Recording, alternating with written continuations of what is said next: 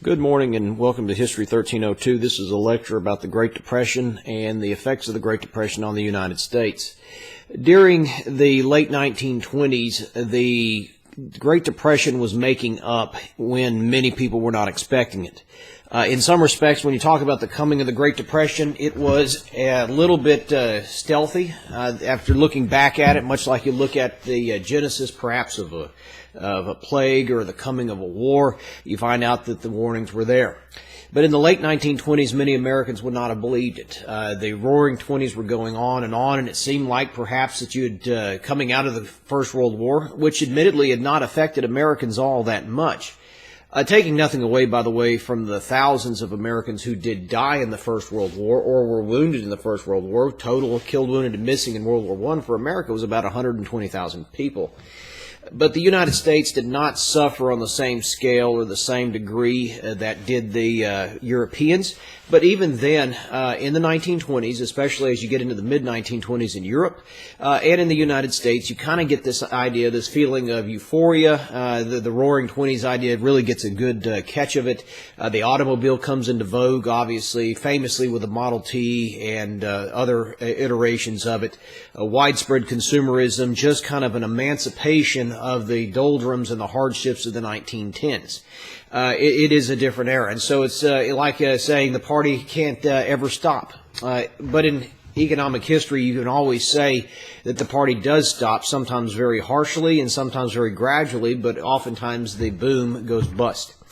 But the Great Depression is thought to have begun with the stock market crash in 1921. Was it Black Monday or Black Friday or one of those days? All that to say, though, is that I don't believe, and I won't teach unless I'm convinced otherwise, that the Great Depression was caused by a stock market crash.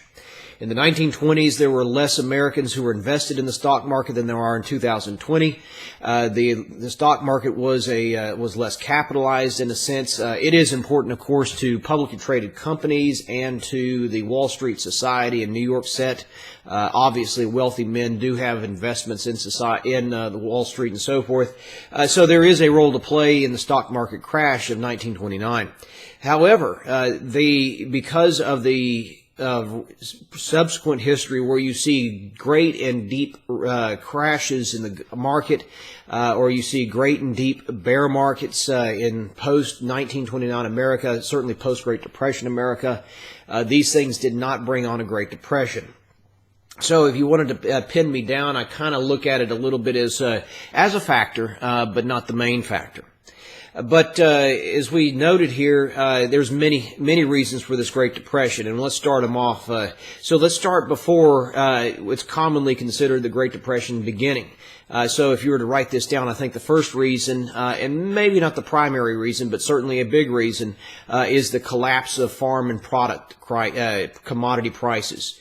What you see coming into the mid-1920s and especially the late 1920s is that products, especially farm products and produce, commodities, cotton, animals, various and sundry corn, sorghum, various foodstuffs and what have you, that had enjoyed absolutely outstanding returns in the 1910s because of the war. Those products start to collapse and they fall off the stage by the mid-1920s and especially the late 1920s. What was it, 5 cents a bale, $5 cotton? You just can't make money off of those sorts of things. There are old statements and old received wisdoms in this part of Texas, my part of Texas, about what you can and can't make off of cotton. And now obviously the numbers change, but there is that came out of the Great Depression. A lot of men are going to lose their farms. A lot of men are going to lose their livelihood because of the collapse of the prices. Now, you may say, what did the war do to drive prices up? A lot of it has to do with supply and demand. The demand in Europe was very great because of the millions of men, especially French and British and Italian at times, occasionally Russian, but all those men under arms that were allies of the United States, those nations bought bushels and bushels and bales and bales of corn and cotton and various and some wheat foodstuffs. Because many of their farmers in their empires had gone into the army. And it's true for the Germans. Now, we admittedly did not provide much food in the food or support for the Germans until after the war. But after the war, for at least a year or two, there was American foodstuffs making it into Germany and the old Central Powers. But by the mid-1920s, what's happened in Europe is that the American produce, the American product, is not needed nearly as much as it had once been. Those men who survived the war, many of whom were farmers, many of whom, of course, came from the city, they went back to the farm and began to produce once more.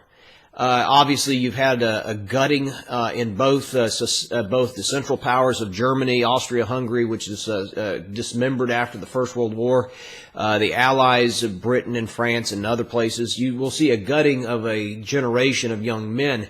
But you see a return to normality, to borrow what Warren Harding meant to say, not normalcy. But all that is to say that there was new and larger production in Europe. The demand for the armies were down, of course, because the armies had been largely disbanded. And so what American farmers had done was they had produced in wartime.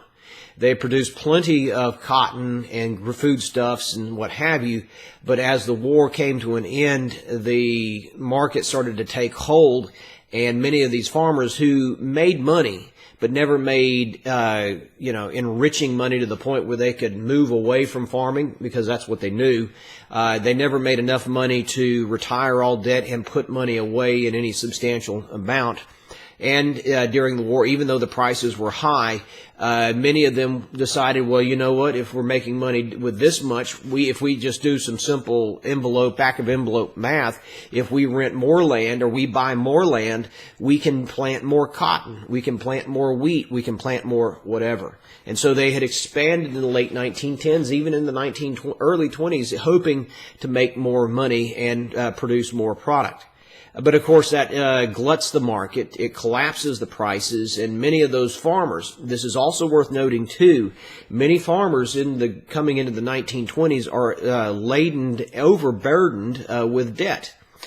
Many of them had borrowed money way too much, and as the years of the 20s roll by toward the collapse of the late 20s and early 30s, what you find is many farmers who had borrowed way too much money, and they had leveraged and put up as collateral houses and especially land and crops and such. Basically, they were mortgaged to the hilt, as it were. But what it boils out to is that each year many of them tried to plant more cotton, more corn, more wheat, more whatever to make up for what they lost the year before. They borrow more money. It's just a vicious cycle that goes deeper and deeper down into the hole. It's fair to remember that in the 1920s and into the early 30s as well, you do not have a federal program. You do not have federal regulations on, to any degree, on crop production or anything like that. It's worth also noting too that the products of the federal government in the 1920s did not have price supports. There was no subsidies or anything like that. In many respects, this was a fairly raw and a fairly untamed market condition, and many, many men and their families are going to be in the arrears for it.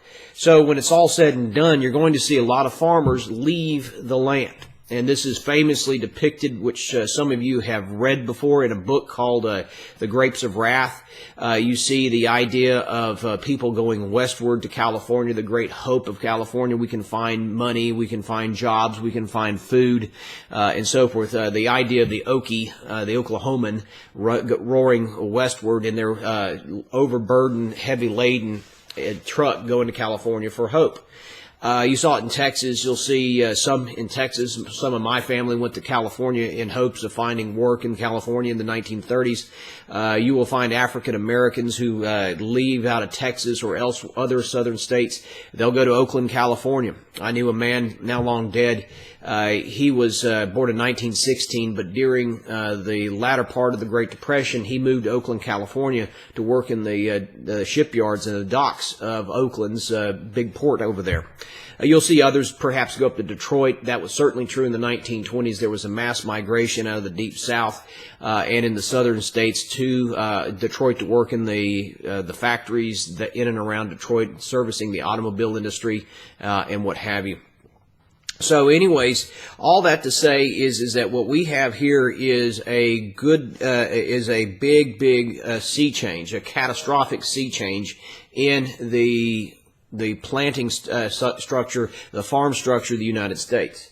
And it's also one other thing I need to point out to you and remind you is that compared to 2020, there were far more people who lived on the farm and far more people who worked the ranches and worked the fields in small crops. You don't have agribusiness like you do today to any degree. You have, yes, large plantations, large farms. Maybe you can call them plantations still if you want to, but you have that. But there were lots of these yeoman farmers, men who owned 50 acres, men who owned 100 acres, men who never got wealthy at it, men who farmed because that's what his daddy did, and that's what his daddy before him did. Many of men who'd never really gone to school other than maybe 4 or 5 grades. On and on I can go is that you're going to see a great movement of people off of the farm. And so we've talked about over the semester the idea of the urbanization of America. This Great Depression is going to accelerate the urbanization of the United States and drive men, women, and families off of farms. And certainly their offspring are going to move out of the farming community and move to Houston, for an example, to work in the petrochemical fields there at Houston and Texas City and Beaumont and Port Arthur. You see a lot of upland farmers move to Dallas, using Texas examples. But that story can be true in many, many towns and locations. The young leave the farm. And you'll see a depopulation, and again, using Texas as an example. I am, in many respects, a Texas historian, too. But you see here and in other states the depopulation of these rural counties. It starts in the, say, 1930s, and it doesn't bottom out until about 1970. Maybe 1980 in some cases. That's a 50-year window. The thing is that when we talk about depopulation, I'm sitting here recording this in Snook, Texas, which is in Burleson County, which is right across the river from Brazos County and Texas A&M University. But Burleson County was one of those type farming communities. Because of the Brazos River, we had cotton particularly, but you'll see a lot of corn grown. In the 1930s, you will see at the 1930 census, Burleson County's population hit the peak or zenith for the 20th century at about 18,500 people. By the time you get to 1970, that depopulation had occurred. In 1970, probably somewhere around 72 to 75 is the nadir or the bottom of the trough. In 1970 census, you will see Burleson County register 9,999 people. That's all because you basically had a 50% drop.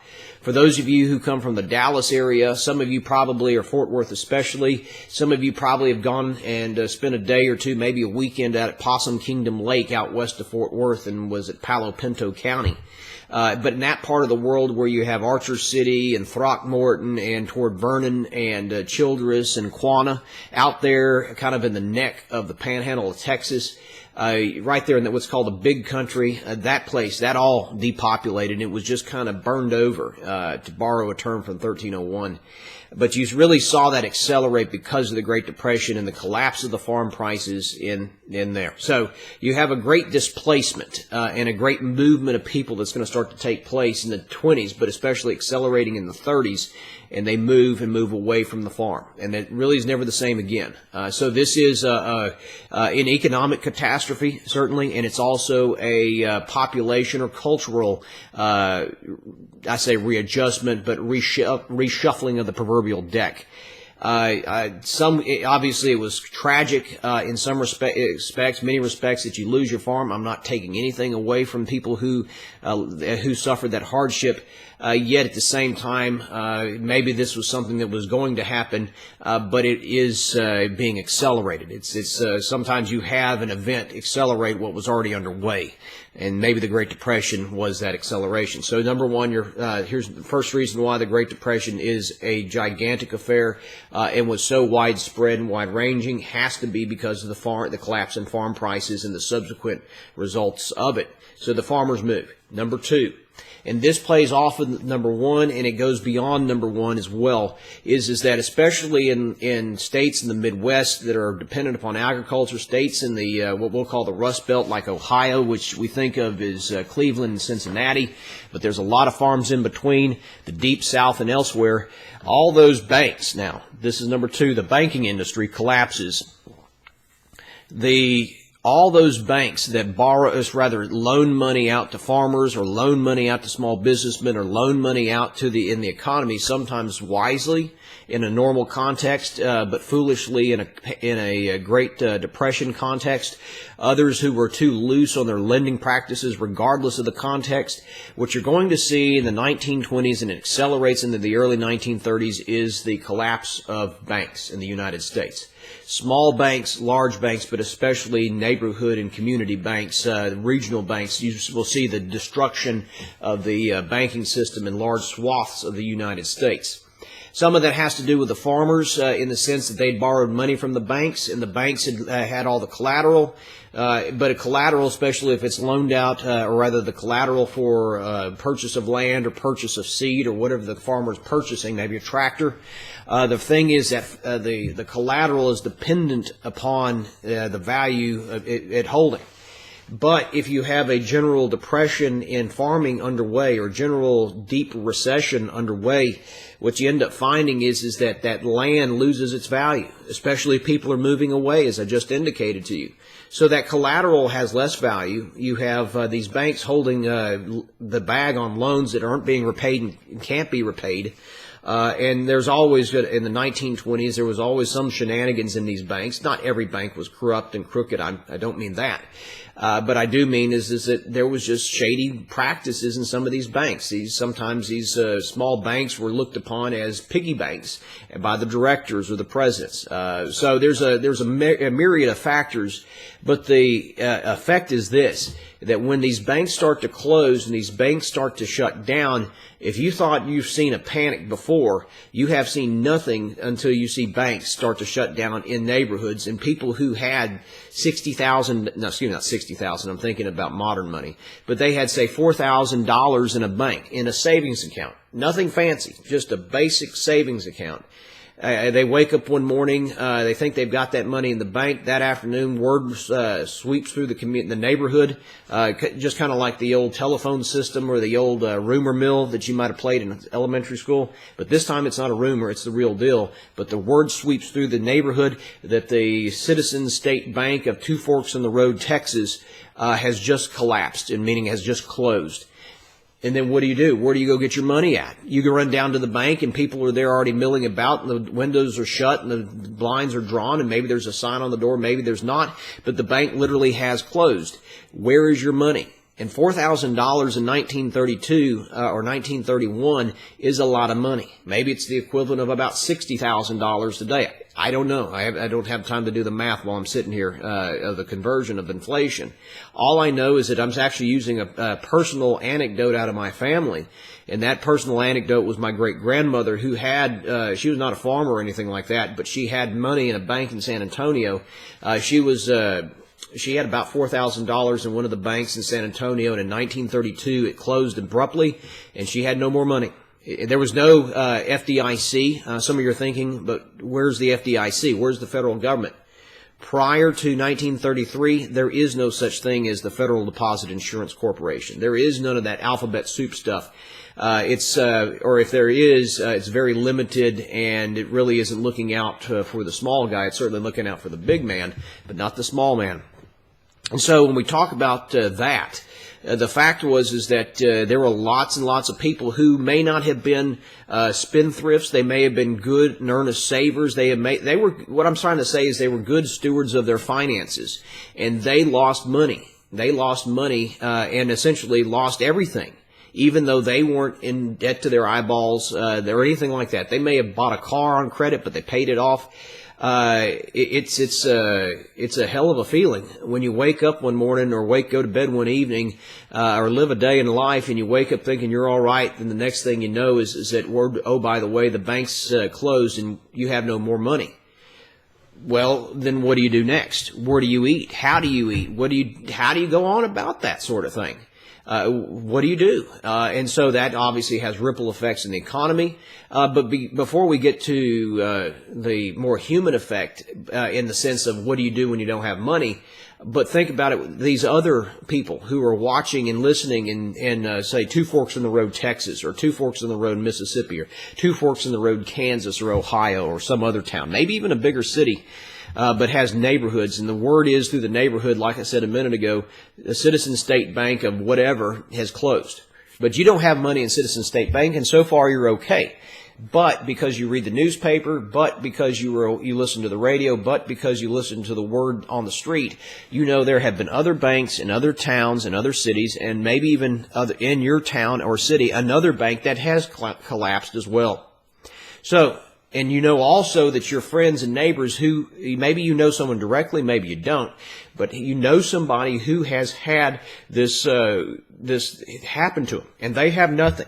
They were fine literally 24 hours ago. They were going to be able to hold on. Now they are in the ocean with maybe not even a life raft, maybe not even a life vest. They are just swimming and holding on for dear life in the driftwood. So what do? Your bank is still open. What do you do next? And some of you are thinking, you know what you would do is you'd hold on and you'd trust that bank. Well, probably not actually. This is where I talk about this idea of a panic, human panic. It's very easy from a perspective and a perch as I record this saying you shouldn't panic. But dang it, as I'm recording this because, well, we got out of school because of a pandemic. And you might say that was a panic. Well, in a form it is. Is it right or wise? I think we'll find out in time whether that was the wise thing or the unwise thing to call off school, close down society, and so on. I generally think it was, but I can be corrected. We'll see on that historical account. But, you know, if you think about panic, how many people went panicky and went out and bought a mountain full of toilet paper and paper towels and cleaning agents and so forth that are only now starting to show back up in the supermarkets in limited quantities at that? Which is to say, people panic even if they themselves are not sick in a 2020 context or in a 1930 context. You look around and you say, I'm going to make sure I've got cash. I'm going to make sure that my cash is in my hand. And so you put money under your mattress, you put it in a tin can in the backyard. You will be damned before you will get caught like Joe Smith did and his wife, and now they're begging on the street. So there were a lot of Americans, and this goes into my family as well. My grandfather, who was the son of my great grandmother, who I referenced a minute ago, he never completely trusted banks the rest of his life because of it. At the time of his death, because of the effect of this, the closing of these banks that affected him directly, one of the things he did was that he always kept money. He always kept money in his house and in his backyard. When I say kept money, he's been dead now 12 years. No, let me think a second. My grandfather, 12 years he's been dead.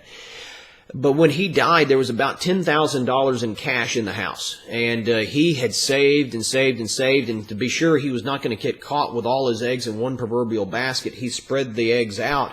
And when he died also, there were about 10 or 15, the number escapes me now, but about 10 or 15 different checking or savings accounts, mostly savings or passbook or some sort of account in various banks in the city of San Antonio. So when he died, he was never going to get caught that way again because he had run out.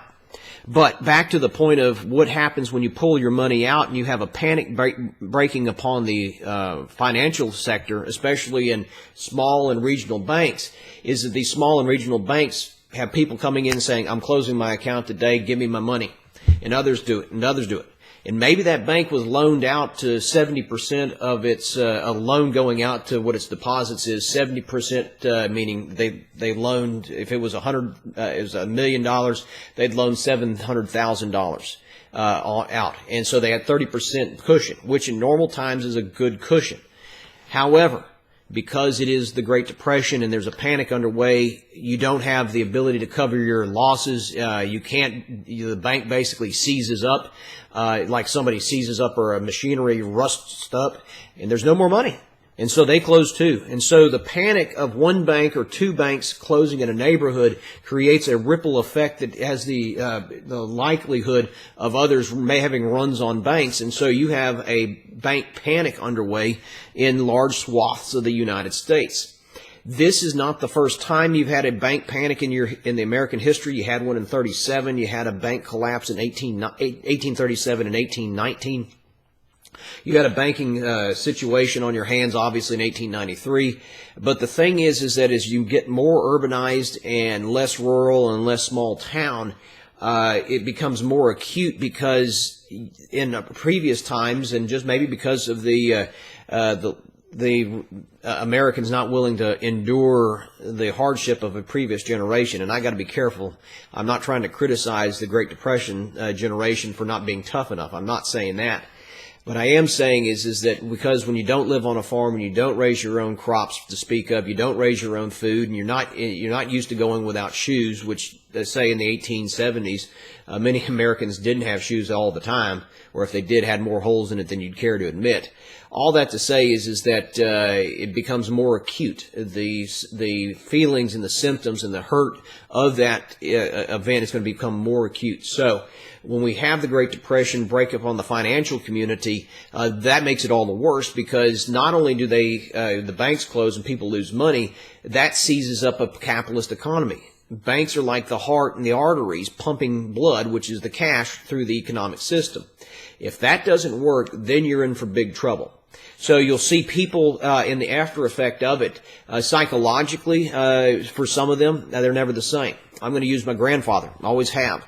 When I talk about this because it's personal and it's a good anecdote and it can be found in maybe some of your families if you look in your family history. Others can find it in neighboring families. But in my grandfather's case, and many other Americans, millions of others Americans, they may not have starved to death, but they certainly went hungry on multiple nights. In my grandfather's case, he spent most of his childhood, he's born in 26, he spent most of his childhood in San Antonio, with a few exceptions, especially when his mother, my great-grandmother, decided to run off with a guy. She was divorced from my great-grandfather. This is about 1938 or so, about 38 or so, 39. They run off to California, and this guy was a World War I veteran, but he was unstable. He was really probably a con man, to be honest about it, from what I understand of the story. And they run off to California, and he was going to meet him there in Los Angeles, and he abandons them, and they're stuck out in California with no money. And so they kind of wander around California a while, especially SoCal or Southern California, eventually coming back to Texas. But in that time period, my grandfather went hungry. He talked about it briefly, and it was kind of one of those scarring things, like at times perhaps stressful and traumatic. And I don't mean to get terribly clinical on you, but basically he didn't talk a lot about it. But he did say from time to time he did go hungry at night. Some nights he did not have food to eat, and so he went to sleep hungry. Or if they had food to eat, it was chopped liver, beef liver, which is a cheap cut of meat. Not throwing stones upon people who like to eat beef liver. I don't think it's like biting into a piece of angle iron. But at the same time, it's a cheap cut of meat, and it can give you protein when you need protein. In addition to that, they didn't have a lot of money for that, but when they did, it was liver. It was not ribeye. Or sometimes they would eat in a week a lot of pork and beans, which is a cheap form of protein again. You're trying to feed your kids, and you may only eat once a day. Because you have nothing better, or if you do eat once a day, maybe it's every day for a week, it's pork and beans. So there were some real hardships, and he was never quite the same again because of it. I'm not saying my grandfather was a miser. He was no Ebenezer Scrooge. He didn't hoard his money in a horrible way, but he did hoard and protect his money because of what had happened to him. With regard to food, I did not grow up with him in the sense that I lived in his house. I lived here in Snook. I grew up out here in Snook, but he was my only surviving grandfather. My Giesenschlag grandfather had died when basically the year I was born. Well, anyways, I remember him my grandfather Granger. That's him, Jerry Granger, very well. And I remember very vividly from some of the earliest memories of him till more or less he quit cooking and died in 2008, is that he always encouraged you to eat, and not just eat a little bit, but almost like you were a stuffed duck, like foie gras. I mean, if he made pancakes, he expected you to eat a dozen pancakes. You couldn't, and if you ate, and also the second thing is, some of you maybe heard this term, maybe not. Join the Clean Plate Club. That was, you do not waste food. You do not leave it behind. For good and for bad, I understand why he was that way, because of what he'd gone through. In the scheme of things, it might not be the best thing. Is that you need to me, physiologically, you need to learn to stop eating when you're satisfied, not when you're stuffed. But all that to say, though, is that him and food he liked to cook, and he liked to eat. But at the same time, there was a kind of a leftover scar from the Great Depression that affected his food. And as far as the money's concerned, and this is another story as well that I always tell. I want to be clear. I don't want to make it sound like I'm poo-pooing my grandfather. But he was a very gracious man to me and to my family. I miss him dearly, as you might expect. But the fact is that when I was in college at Texas Lutheran University in 1990, it was 1998 or 99, probably 99. But anyways, I was at Texas Lutheran University as an undergraduate down there at Seguin, just outside of San Antonio. And so my grandfather had asked me to help him pull up some linoleum. He was a do-it-yourselfer, and I've kind of got that bug as well. I'm not nearly like him, nor am I nearly as effective as he was. But when you're at that point in time, 72-year-old grandfather, whatever his exact age, so that 72, 73-year-old grandfather says, Nathan, and he, by the way, I had fed at his table many times while I was at Texas Lutheran. He lived in San Antonio in a little bedroom community called Kirby, and I was in Seguin, and I'd go wash clothes at his house, and I'd go see my grandparents and eat at them because they cooked a lot better than I did.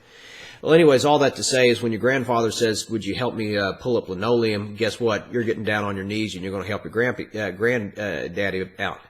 And so I did. And so he said, I'll treat you for lunch. And for him at that time, he loved to go to Jack in the Box. His and my grandmother's kind of treat was going to Jack in the Box or something like that and eating there. But it wasn't just going to eat there. He loved to eat as cheaply as possible. And so what he would do was he and his wife, my grandmother, they would eat 2 Jumbo Jacks, which were 99 cents and may have been even cheaper. Because of a senior discount. They would share one senior drink. They would share one set of French fries, senior fries, and like I said, 2 Jumbo Jacks, and they'd get out of there. And he was very proud to tell you, so this is 22 years ago, he was very proud to get out of there for $2.76, and proud. I mean, it was like he had saved all his money. Well, anyways, the reason I'm telling you this story is because I went with him to Jack in the Box, and he bought my lunch, or bought my supper for getting that linoleum up. It ain't pleasant, nor is it fun. Meaning the linoleum, heating it up and getting that glue to release. All that to say, though, is my grandfather was really wanting me to get a Jumbo Jack for 99 cents, and I didn't want one. I wanted a sourdough Jack. I liked those at that time. Lots of mayonnaise. And they're kind of disgusting to me now, but then I liked them.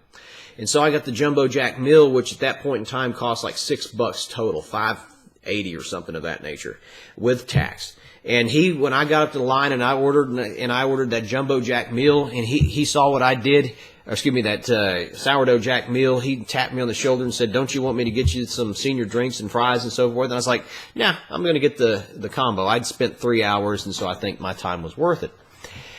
But here's the point, is that depression, that Great Depression, affected him and affected millions of Americans like them because of everything that losing your money and having nothing for days on end or weeks on end or months on end would do. It's a part of the human experience, I would say.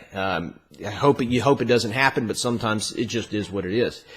And also it's worth noting too is that, as I said before to you, he saved his money like a madman. The joke was and is with a lot of people, especially of that generation, is that if they opened their wallets, out came the moths, because they didn't open them very much. They were very tight-fisted. To my detriment, probably in times, and maybe for some of you watching this, maybe most of you watching this, you and I could probably be more tight-fisted with our money, hold on to it more closely. but we don't. We like to spend it. We like to see things, and for good and for bad, that's what we do. But not my grandfather. I'll close with this on his story. Is that when he died, rather when he retired from work, he was amongst other things a manager of a plumbing supply house on the east side of San Antonio, close to where the Alamo Dome is today. It's about maybe where the Dixie Flag Company in that general vicinity, off of East Crockett, near East Side community.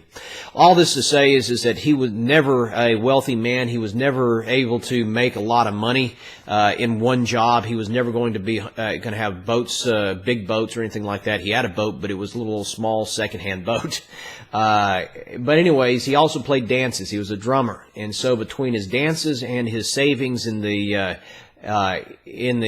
economy supply, he was able to squirrel away and save hundreds of thousands of dollars. And he retired at age about 54. And I think it'd been about 19, I'd have to think a second, 1982, about 82, 83, maybe 55, 56. But he was in his mid-50s when he retired, and he lived to be 82 years old when he did die. But when he died, he had to his name over $750,000, and it wasn't because he was a great investor. He was a very good saver, and it also helped that you had interest rates that could do that. You're never going to see, as long as we've got the mountain of debt that we have.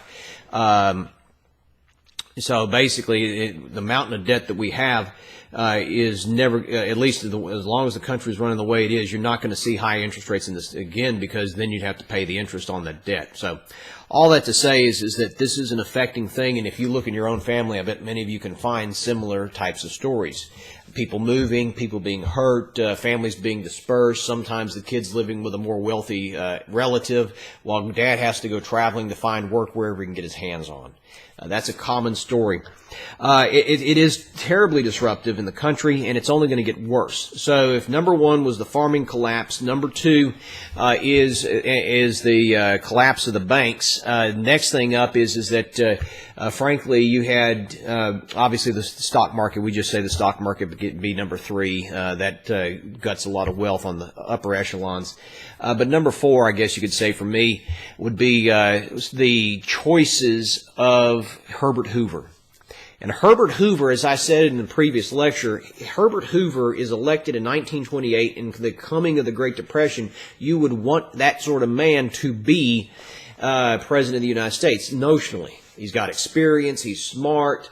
He knows numbers. He knows the economy. He's an engineer. I'm saying is that between his experience in engineering and his experience in the government during the 1920s and 10s, that man should have been a good or great president, just if a resume matters. And sometimes it does, and sometimes it doesn't. But anyways, he's a horrible president. Herbert Hoover, I think, is going to go down in history and will always be one of the worst presidents in the history of the United States. I don't think he's as low as Andrew Johnson after the Civil War, or as low as James Buchanan right before the Civil War, but he's going to be down in those sorts of that sort of territory. It's kind of like the lower levels of hell in Dante's Inferno. The reason I say that about Hoover is that when the crisis broke, meaning when the crisis, like a wave breaking upon the shore, the crisis broke upon the Hoover administration. It wasn't that, and this is the mistaken thing, is that a lot of people said that Herbert Hoover didn't do anything. That's not true. Herbert Hoover's administration did more in federal government relief than any other administration in the history of the United States.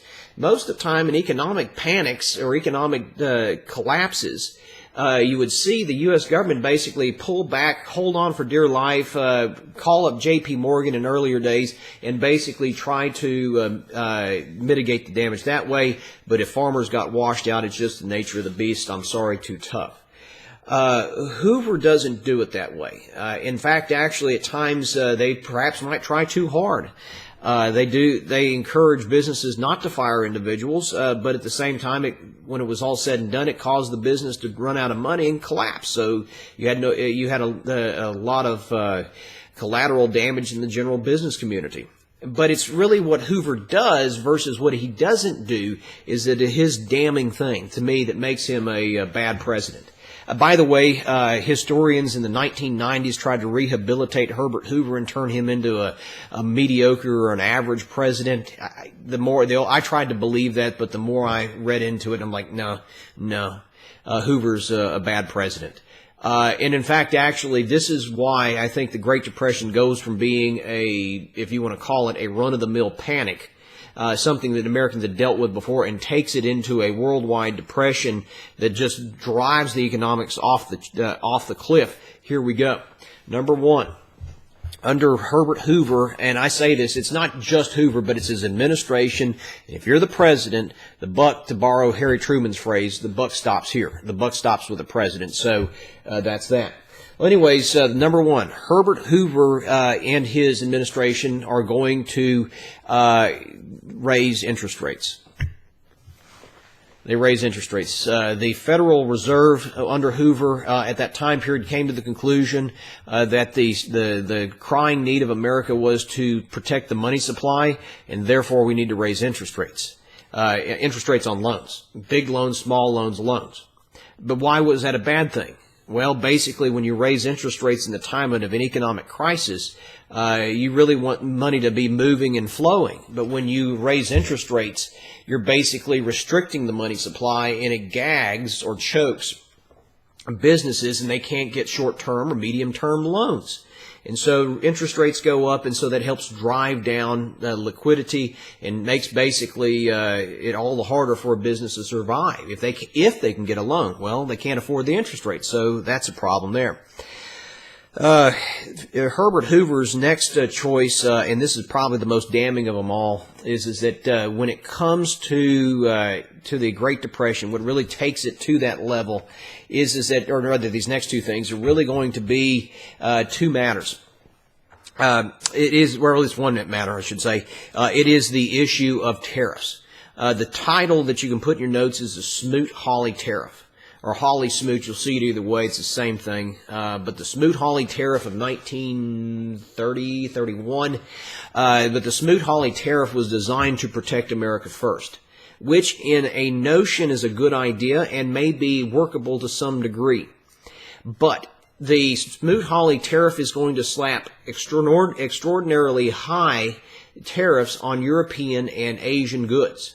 The fact is that you are building, at least through tariffs, what you might call in your notes a fortress America economically.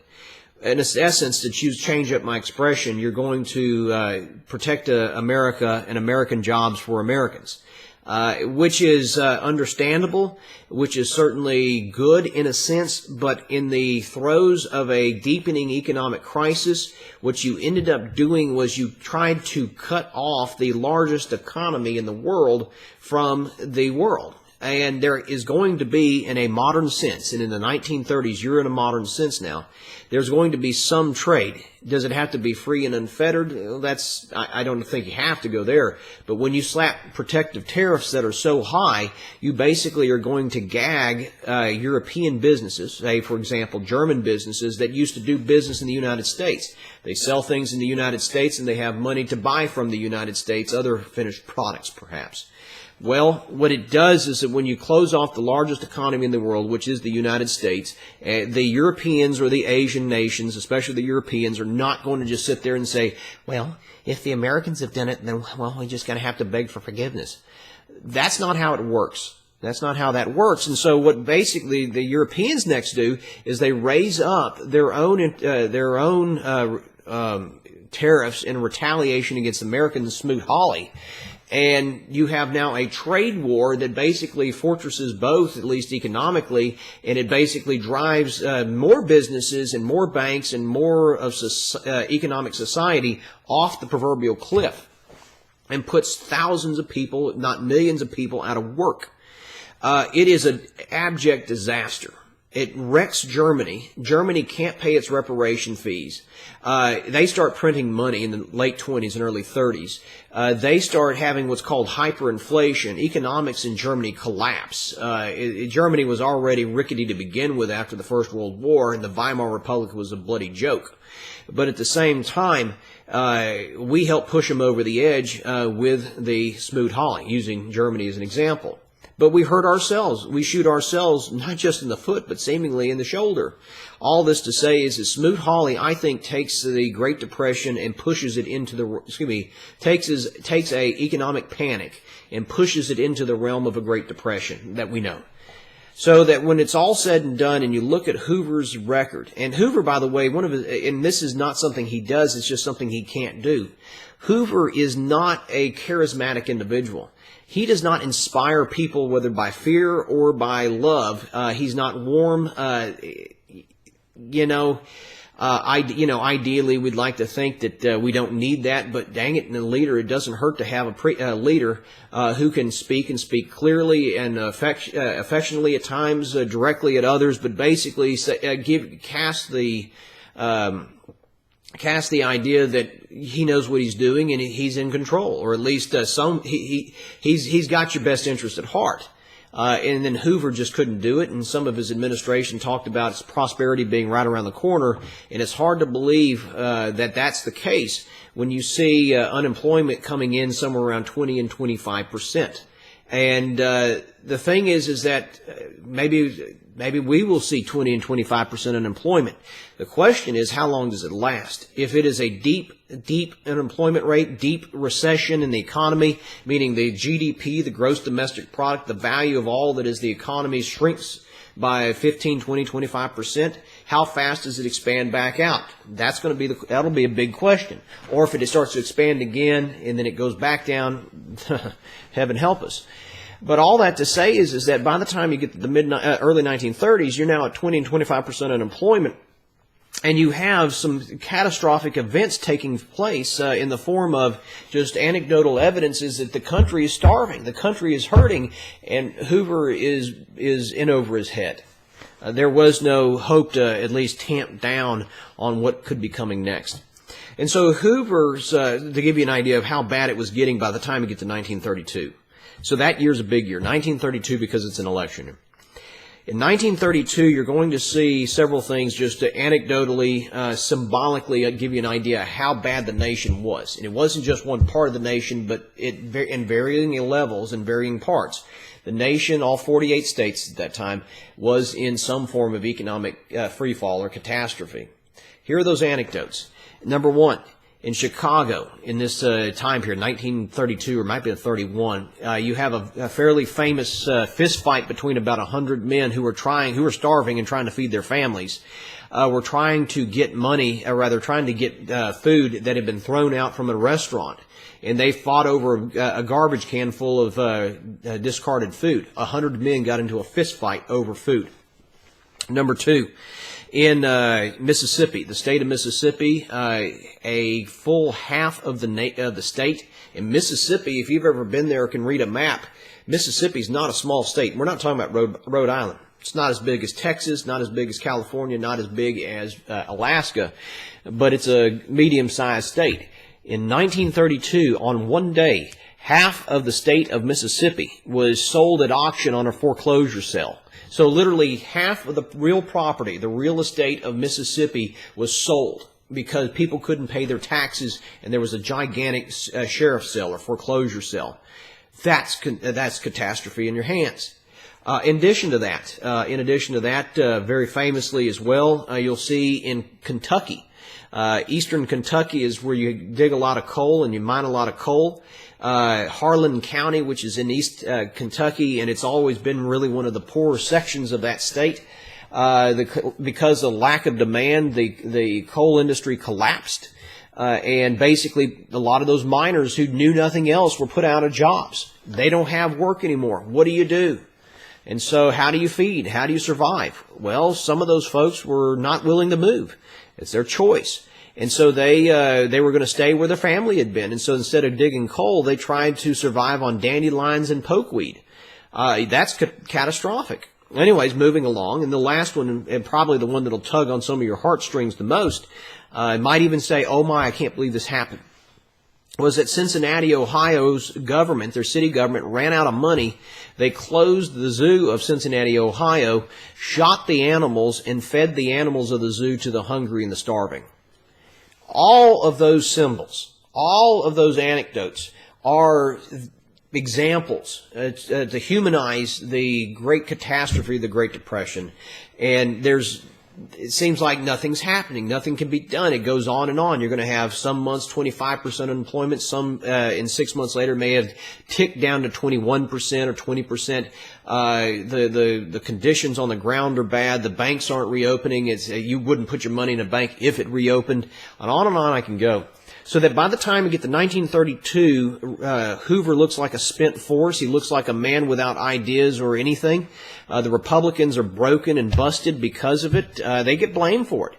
And in fact, 1932 is, as I've pointed out to you several times, is one of the great reorganizations of American politics. From 1932 until arguably the 1980s, and maybe better said 1994, when the Republicans take over Congress in both houses and hold it for an extended period of time, it is fair to say that up and down, left to right, it just depends on how you squeeze the Charmin and you make your statement. But the United States, generally speaking, from 1932 to the 1980s, is going to be a Democratic majority country. I mean, the Democratic Party is the majority party in the country writ large. It's not true everywhere, but as you can guess, there's some pockets that are very Democratic and others less, some more so. But the Democrats win most of the presidential races during that time period. They control the Congress by far most of the time. Most of the time, both houses of the Congress, many of the state legislatures, and the Democrats after 1932 are going to remind everybody that who was it that brought on the Great Depression? It was Herbert Hoover and the Republicans. And this is, in a sense, an economic use of the bloody shirt that I talked about early in the semester. The Republicans had reminded the country about who caused the Civil War and who killed your kid. Well, it was the Democrats and the ex-Confederates, which were the same thing, waving the bloody shirt. Here, for the next 40 to 50 years, the Democrats are going to run on the Great Depression and remind everybody who will listen that it was the Democrats under Franklin Roosevelt and the New Deal who saved your house, who saved your bank, who saved your job, who saved your life. Do you want to go back to Hoovervilles? And because Hoover becomes not just a name for a man, but kind of an adjective to be hoovered. Actually, be a verb, I guess. But also you see a descriptive of terms like Hoovervilles, Hoover sandwiches, Hoover prosperity, and so forth and so on. Herbert Hoover's name is a bad name, and the Democrats are going to be glad to whip him and use him to the forefront. For the next 20 years at least, the Democrats are going to control the presidency partially because of circumstances, but because of the memory of the Great Depression and who was it that got me out of it, and who was it that helped me, and who was it that saved my job. It was the Democrats under Franklin Roosevelt and the New Deal. And so this is going to be a major political realignment. The Republicans are cast into the wilderness like the children of Israel, and they wander there for a long time, sometimes bitter, sometimes thoughtful, and so on. But in 1932, Franklin Roosevelt steps to the forefront. Sometimes the statement is made like this: "So cometh the crisis, so cometh the man." It was true certainly with Lincoln. It was true, I would argue, with Washington. And I have a mixed opinion of Franklin Roosevelt as a historical figure, but I think it is fair to say that compared to Herbert Hoover, Franklin Roosevelt was an upgrade. I think, and I'll say it like this: I think Franklin Roosevelt was a great president. I think Franklin Roosevelt was a great president not because his New Deal ended the Great Depression. I think that is fairly demonstrable in the statistics and what was happening in the 1930s. I think what makes Franklin Roosevelt a great president is his ability, but not because he gets reelected 4 times. Hanging around a long time does not make you great. I think what makes him a great president is his handling of the Second World War. I think that's really where he is a great man. At the same time, however, as I had just said, I do not think the New Deal ends the Great Depression. I do think the New Deal was necessary in some respects to stabilize the nation and give some form of hope and confidence to a broken and shattering nation that seemingly was never going to get out of the doldrums. The New Deal is not a panacea. It does not cure all. It does not end unemployment. It is at first relief and then later recovery. But there was a role to play, and you had to get some stuff straightened out. When we talk about Franklin Roosevelt, it's fair to remember the man himself. Roosevelt himself was a cousin of Theodore Roosevelt. His wife, Eleanor Roosevelt, was related to him. In fact, Franklin and Eleanor were about third or fourth cousins. You may be thinking, well, isn't that kind of incestuous? Well, they were separated enough it wasn't a big deal. But anyways, and what is interesting about the Roosevelt family is that today there's the two factions. There's the Theodore Roosevelt wing, and then there's the Franklin Roosevelt wing, and they don't really like each other, to my understanding, because, well, Franklin was the great hero, and Theodore, no, he was the better one, well, whatever. All this to say is that Franklin Roosevelt he's kind of, before he becomes president, before the 1920s, he's kind of this playboy, dapper, dandy sort. Not thought of to be terribly bright. Some people called him a first-rate, second-rate scholar. All those sorts of things there. They were kind of dismissive of him, and he kind of played the part. Early on in his career, prior to the 1920s, he kind of ran on the coattails of his name. I'm a Roosevelt. I'm a descendant of Theodore Roosevelt. You can elect me as a progressive. It didn't get him very far, and what really transforms Franklin Roosevelt, I think, and I don't want to get too carried away with this, is the fact that he is stricken with polio or something that affects him like polio. Most of the people who caught polio in the pre-vaccination era, and this is before the 1950s, before you had the vaccine that really renders polio ineffective and a non-entity that none of us in this who are watching this have to worry about now, most of the people who caught polio were children, 5, 10 years old type territory. But occasionally, like all viruses, maybe viruses or bacterium, but viruses especially affect and attack a certain segment of the population. But there's always going to be the outlier and the exception that proves the rule, in that occasionally you'll see a man or a woman who's of advanced age get it. In the case of Franklin Roosevelt, he was about my age, maybe a year or two younger than I am. At the time of this recording, I'm 42. So he was about 40 years old, right after the Second World War, the First World War, in the early to mid-1920s, I believe it was about 1923 that he got it. Anyways, he got struck down by polio. He dang near died from it, and it paralyzed him from the hips down. And it rendered him more or less, outside of public eye and public view, it rendered him paralyzed. In public, Roosevelt, because of the times and the way people thought of paralysis and what it meant to be a president and what it meant to be okay and be able to handle a job, is that most Americans thought that if you were paralyzed, you were essentially deemed incapable of being president or governor. As we Texans know, we actually right now have a man who is governor of Texas who is in a wheelchair. He got hit by a falling tree. And I heard him tell the joke one time at a political rally a decade or so ago. This is before Greg Abbott was governor, before he was attorney general even, I think. I think he was just a Supreme Court justice. He told the joke, and he had a good sense of humor about laughing at these things. He said, I guess I was jogging so slow that somehow I got hit by a falling tree and it broke my back. Kind of that sort of thing. He was a slow jogger. Well, anyways, all that to say is that today he's now in the middle of his second term as governor, and no one has thought twice, or at least no one publicly, and no one has raised through whisper or public concern that the man can't execute the office of governor because he's paralyzed. But in the 1920s, America was a different nation. Same for the 1930s, it was a different nation. And the thing is that when we talk about Roosevelt in the 1930s, he has to conceal his paralysis.